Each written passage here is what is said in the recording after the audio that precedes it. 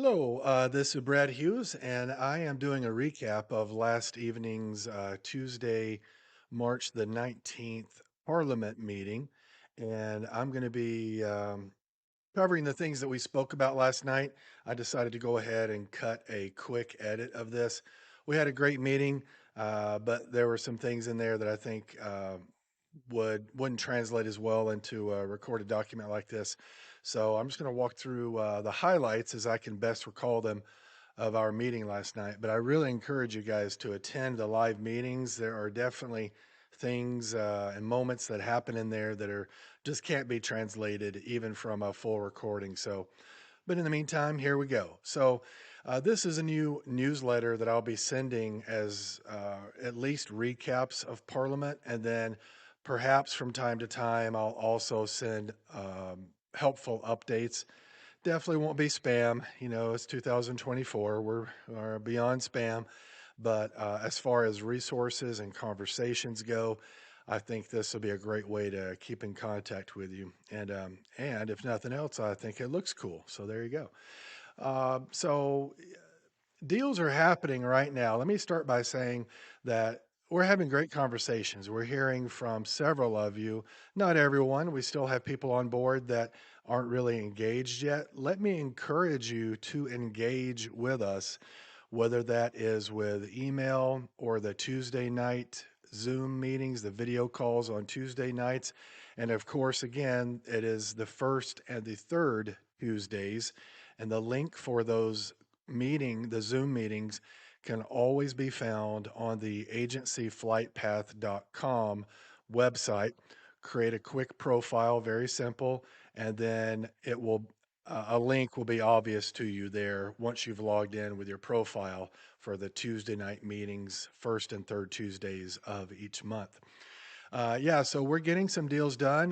We are underway. We've had several people do their first deal recently, and some of those deals are pretty minimal size, and some are potentially very substantial, game changing for a person for the whole year.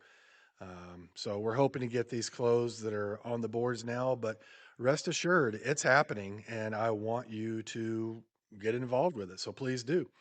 One thing I am hearing from some of us, and I understand this because I've been through this already myself, and I still encounter it, but I know how to handle it, and I want you to know how to handle it. And what I am discussing is a basic.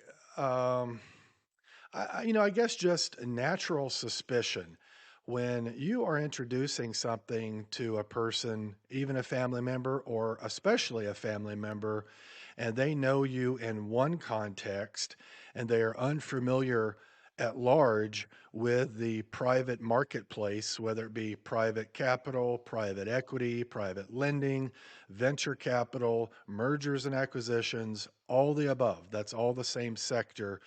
Most people are never exposed to this until they talk to you or they watch a movie. And usually, the movie, to make it a good movie, something scandalous has happened.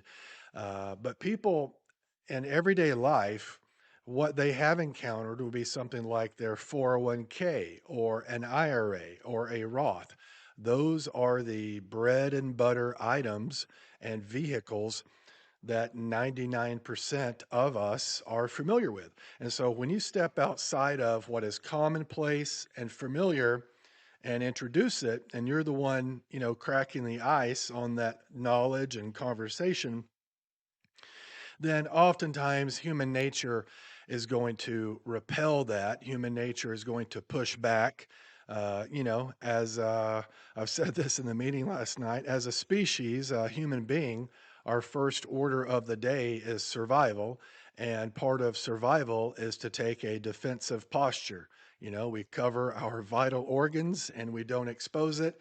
And we think that we're going to, survive if we hide away and do nothing forward. And so, my point is, not everybody's familiar with this, and the human nature response is to reject it because that is A measure of survival is to say, nope, that can't be true, not for me. Well, that's just human nature talking. So don't be intimidated by that. Don't even be offended by that. But realize when you are introducing this to family or friends or strangers, sometimes you're going to get that pushback. But I hope this clarifies why. And my main emphasis of why is not the human nature part. It is the fact that people are simply not familiar with this in their job. They've never done a private equity deal in their job. I guarantee it. If you go to work for a company, Home Depot or Delta, in your 401k, they're familiar with that. An IRA, a rollover, they're familiar with it. That's why people are simply unfamiliar with it. So hear them out and ask them, why they think that. If they say something like, "Oh, that can't be true," ask them why they think that. Let them express that. And what I find is people really cannot express it. They will say that as a reaction, but if you ask them to, put some facts or some logical understanding behind it, they probably can't. You don't want to embarrass or try to put them in an awkward situation, but just gently ask them, "Oh, why do you think that?" And you may have a good conversation, first of all, but don't make it awkward, or don't assault them with that, with your defense. There's a process out there in sales, and it's been around, 100 years. So if you're familiar with this, you do want to modernize the feel, felt, and found approach. But let me just introduce you, if you're not familiar with it, let me just walk you through this real quickly. So if I say to someone, "Hey, I'm in the private equity and private capital industry now. This is what I do. This is my career pursuit. Can I introduce you to what we do and how we help people, and why I think this would be very good for you?" And they might say something negative like, "Oh yeah, that stuff's all it's all fraudulent, Bernie Madoff, Ponzi scheme, those things." And a response, using the feel, felt, found might be, "Oh, you know what? I know how you feel. Look, I've seen all those movies, and it scares me to death too."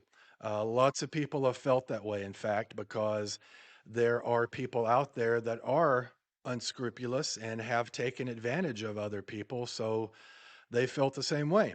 But here's what I found, and here's what most people have found, is that if you will look at this from a new perspective, that number one, this industry is highly established. This is not something that is just getting off, or it hasn't survived scrutiny, or it's just a made up multi level marketing opportunity.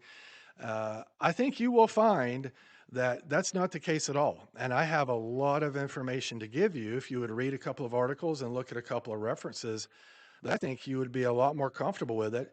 And then you might really entertain what we're doing for people already. So that's how I would like to, capture that skepticism, and then handle it, and then gently hand it back, hopefully improve for them so that they are open to hearing more. That's all you want, is you just want them to hear more. You don't want them to do a deal yet. You're not there in the conversation or in the relationship yet. You want them to hear more. So that's how I would hopefully handle that in that moment. And then, speaking of validation, I will drop down to some links below here and show you what we have. So yeah, I hope you like the newsletter, by the way. This is new to everybody. We unveiled it last night. Heather and I worked on this. We hired a terrific artist, highly recommend her. If you'd like her information, let me know, and I would get that to you. She did the graphic for us, the owl here, Otis. And Otis is the name of our owl, if you're not familiar with that. Otis is the scientific name for an owl, and it's spelled OTUS, just like that. So this is the Otis Report, news for night owls. Okay, so I hope you think that's as charming and as funny as and simple as I do in that. I enjoy stuff like this.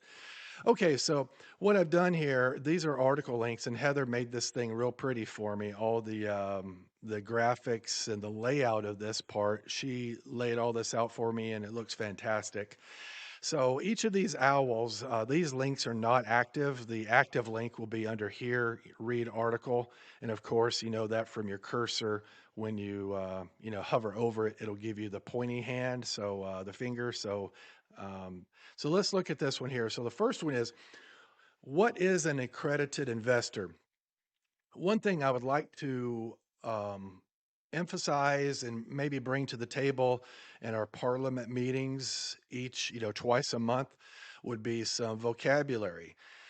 Within this industry, it's a lot of fun. There are a lot of really neat things, to a financial nerd like me or somebody who's just interested in this. It's fascinating to me. Well, one of those vocabulary terms is accredited investor. And we will get into this a lot later on. We'll talk much more about this as we grow Issachar into a situation that we are accommodating accredited and non accredited, which is now, by the way, I should say. But we're going to develop offerings, products, vehicles, all the same thing there. We're going to be developing those new products in the future that will be available only to an accredited investor. And if you're talking to some other professionals out there, they may say things to you like, do you offer to accredited investors? Well, what they're asking is that's a special club, and that's a good club to be in. Accredited simply means, and the definition is right here. So let me go ahead. I'll click on this, and this is what I want you to do. I want you to click on those links. This is a link to Investopedia. If you're not familiar with Investopedia, I highly recommend that you bookmark this. This is one of my favorite sites. I go here all the time, probably daily. I'm doing a search for something in Investopedia. And it's a retail site. You don't have to pay for it. It's amazing that this much information, obviously they're bouncing that off of Wikipedia. I think this is even better, just everything about it. And it's dedicated to the financial sector, the financial industry. Everything is in here. I discovered it in grad school. Some of you know I'm working on a master's degree from the University of Georgia in financial planning. And I discovered Investopedia here during grad school last year.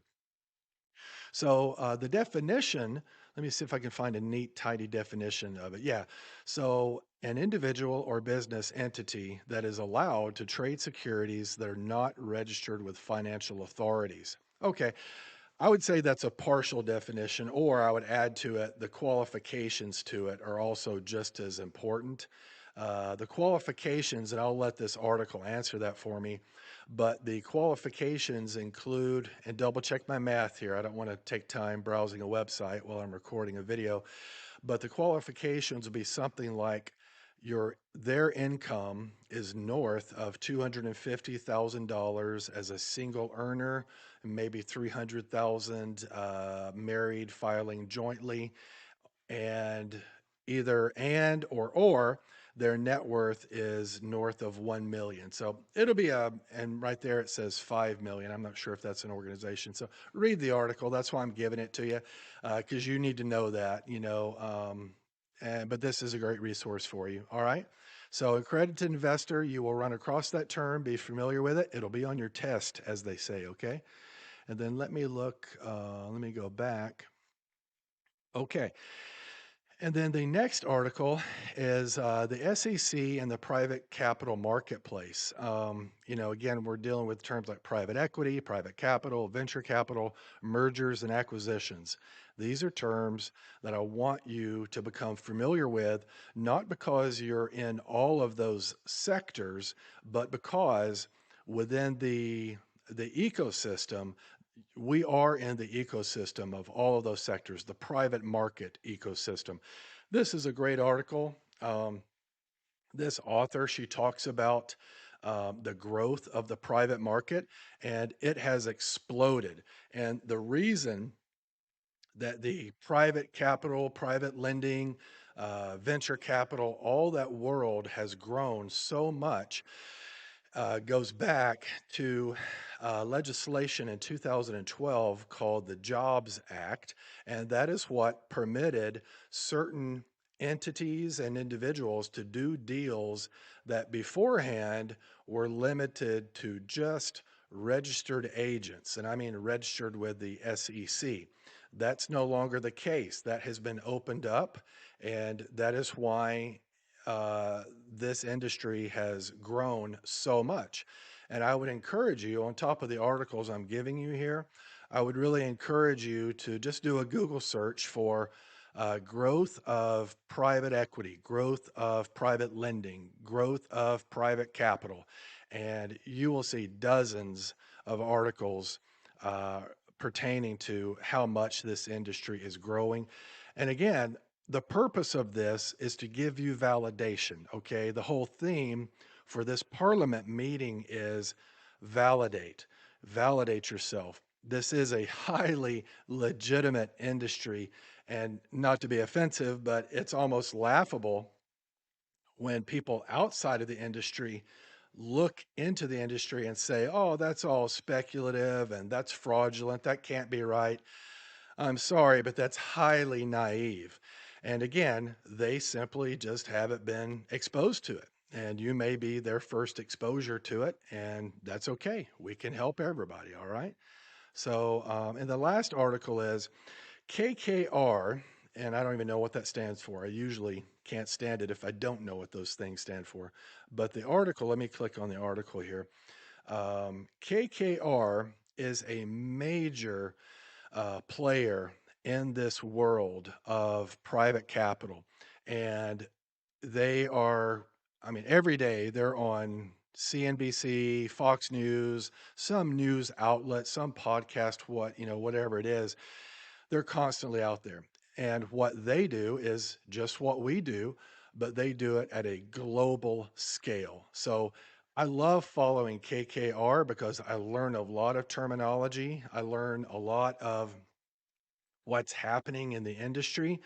And again, I mean, if you will just geek out on this, I think you'll find it fascinating. And as we're learning here, how the world spins, from real estate development to the financial markets, guys, I love it. And I encourage you, even if you don't geek out on it as much as I do, become knowledgeable, because if you're sitting at a table, whether it be a desk or a coffee table with a group of friends or strangers, whatever the conversation is, if you can participate in those conversations, that will help establish you as someone that they probably would do business with. So that's why the purpose, again, of this call is to validate ourselves. And there's plenty of resources out there to do just that. Okay.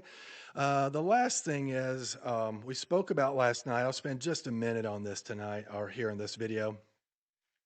Newsworthy news. If you have any realtor friends, or if you've been on the internet in the last 4 days, there are so many articles about what has changed in the real estate industry pertaining to realtor commissions. Real briefly, as concisely as I can be here, um, the real estate, the realtor commissions are being dramatically cut. To make this simple, I would encourage you go find a couple of articles and read them. Just Google it. You'll find more than a dozen articles that came out. But basically, just know this: the realtor commissions are being dramatically decreased, and there will be realtors that need to leave the industry if they're not highly established, and even if they are, they may leave the industry anyway because the dynamics of how they are being compensated. I read one article that said this is the biggest shift in the real estate industry in 100 years. So maybe that's true. And it feels like it to me, honestly. And then what I'm saying about these individuals is if you engage with them, be considerate. They're effectively getting fired. Do I think real estate commissions are too high? Well, sometimes yes, and sometimes no.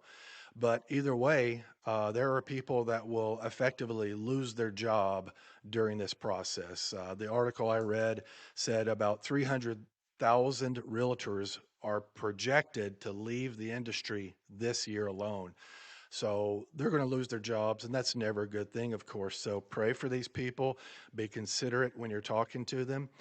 And then also, would that person be a good candidate for what we do? Think about, would this person be good at what we do? And maybe they would be interested in it, and ask them about that. Again, approach it delicately and respectfully, but thoughtfully, and they might appreciate you thinking of them as being capable of this, and they may love the idea. Okay, so all right, well, that is a recap of the Parliament meeting from last evening. I'll get this all bundled up and sent out to you, and you guys bring me some deals. Okay, bring me deals. You guys have a great week. Thanks for your time.